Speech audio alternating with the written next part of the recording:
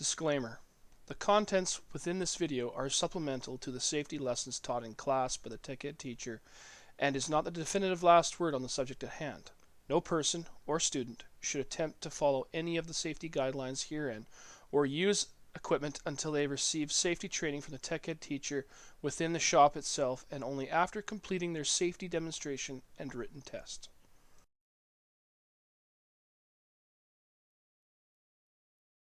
Alright, and welcome to the safety video for the Oxy-Acetylene cutting torch, welding torch. You can use it for cutting, for welding, for heating up things and bending them, loosening bolts, whatever the case may be. There's a bit of safety around it, and there's enough energy in these two tanks to make quite a big explosion, so we need to be very, very careful when we use this. So let's talk about that. To begin, let's talk about our own personal safety. So just like the plasma cutter, we need to be wearing the proper clothing. We're going to start with from the floor and work our way up. So we're going to want to wear spats to cover our shoes if we're not wearing welding boots, which I am. We're going to have chaps that are going to cover our pants and overlap the spats. I'm wearing welding pants, so I'm good there. Then welding jacket on top. We're going to need our gloves, and we're going to need our green tinted face shield. Don't use those welder goggles, they don't protect your face. Use a green tinted face shield, much, much better.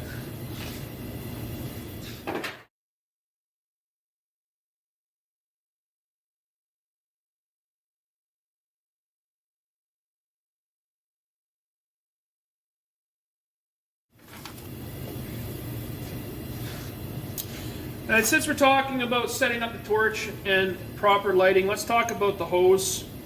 Alright, so all these connections, alright, are connected dry. Don't use Teflon tape. Don't use grease or oil to lubricate them. Okay, grease or oil can become flammable in the presence of oxygen and cause fires, explosions, and all that stuff. So don't do that. They go on dry. Make sure that you've got flashback arresters. That's what these little this section right here is. Okay, and I also have them on the torch, double redundancy. They prevent the torch from burning back through the lines and into the bottles. Very important to have those on there. Alright. So now that we've determined that there's no leaks, nothing has moved, I'm going to open the bottles. We're going to open the oxygen all the way. And then just back it off a little bit. Some of the older bottles could have problems with the valves if you crank them all the way and leave them open. For the acetylene, we're going to open that a quarter to a half turn only. And the reason for that is we don't need that much acetylene. And if there's a problem with the torch, if someone's having an accident, we can just come over here quickly and go off. Done. Very important. So quarter to half turn only. Just depending on how full the bottle is, you might need to open it. But a quarter is good. When you are cutting, there is another thing to consider. If you're cutting or welding on brass, bronze, or galvanized metal, there's going to be toxic fumes that come off of it. We do not want to breathe those, so you're not allowed to cut brass, bronze, or galvanized. You can't work brass, bronze, or galvanized metal with this. It's just not going to happen. There is bronze brazing rod. So we need to have our ventilation on, just like we did with the plasma cutter when we're using it.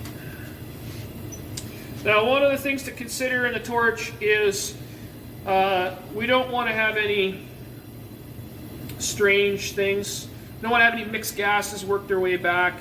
So we always want to purge our lines with acetylene and then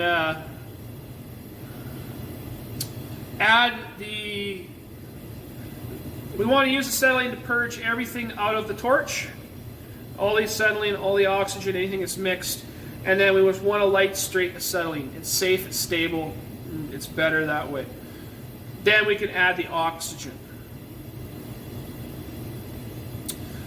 Keep in mind that when you're using a torch, or a plasma cutter, or a welder, the area around you can start to absorb that heat.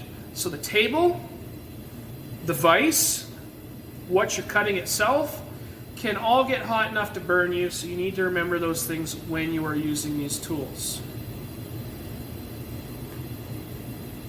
And just like the plasma cutter, we would not use this to weld or cut on anything that held flammables, like gasoline, diesel, any of that stuff. Okay, do not use a cutting torch to open a barrel or a propane tank. You just don't cut open propane tanks and barrels, but don't use a torch on flammables. So let's go and have a look at this in action. It's time to do some cutting. But let's say, for example, you have a problem with the torch. Maybe you did find a leak. Maybe something's not working with the torch head. In order to make sure it's safe for no one else to use, take the torch head off. Just loosen the nut here,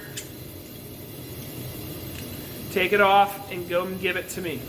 That way I know there's a problem. And then no one can use it if this thing is sitting around without the tip on it.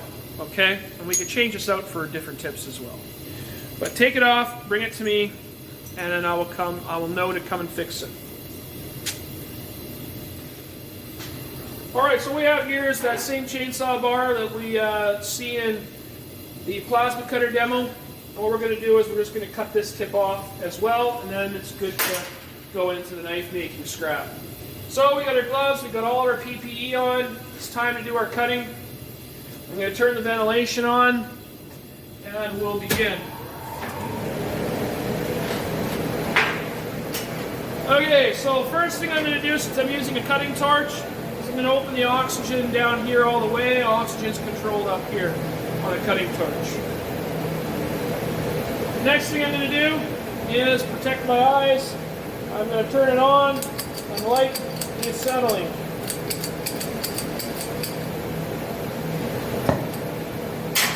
And then we get a roaring flame going. Now we can blend the oxygen in. We want to blend the oxygen in until we get a nice bright blue flame. That when we hit this trigger, it doesn't move like that. So one way to do it is just hold it down, bring it down like that. And now we're ready to cut. So there's nothing underneath me, there's no hose. The hose is going off this way, no slag. Let's start cutting.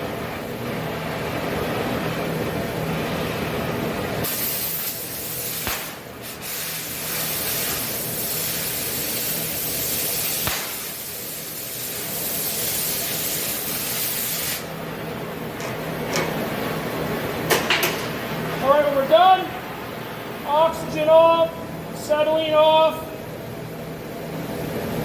Shut the other acetylene valve down. We can bring our face shield up. And that's the end of that. So just like before, we have a hot end here. So we'll put a hot work marker on it. And put the other hot piece underneath. And there we go. You heard those pops and saw some sparks going everywhere?